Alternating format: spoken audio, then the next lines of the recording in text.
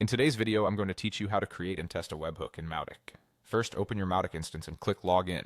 Once you're in, look to the top right corner for the gear icon. That opens the admin menu. From there, choose Webhooks. This is where Mautic lets you push data out to other tools whenever certain events happen. Click the plus icon to create a new webhook. Give it a clear descriptive name so you'll recognize its purpose later. Something like Zapier form submissions is often helpful. Next, paste the post URL you received from your external application, such as a webhook URL from Zapier or Pabbly Connect. This is the destination Mautic will send data to. Make sure the URL is correct and uses HTTPS if your receiving service requires it, because a typo here will prevent your data from arriving. Now let's configure what should trigger this webhook. In the Events section, select the specific actions that matter for your workflow. Common choices are Form Submit if you want every form submission to be sent out, or Contact Updated if you're syncing profile changes. Be as specific as possible to keep your external system clean and avoid unnecessary noise. You can also set an optional secret key for signature verification.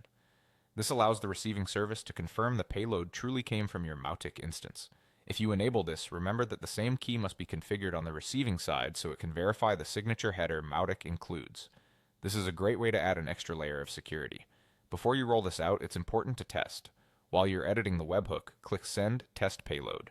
Mautic will immediately send a sample post request to the URL you provided. Switch over to your receiving application, like the Zapier Catch Hook Trigger or Pabbly Connect, and watch for the incoming request.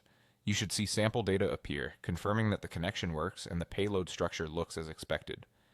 If you don't see anything arrive, double-check that the URL matches exactly, that the receiving app is listening for a test, and that there are no connectivity or firewall restrictions. Some services show response codes and request logs, which can help pinpoint issues quickly.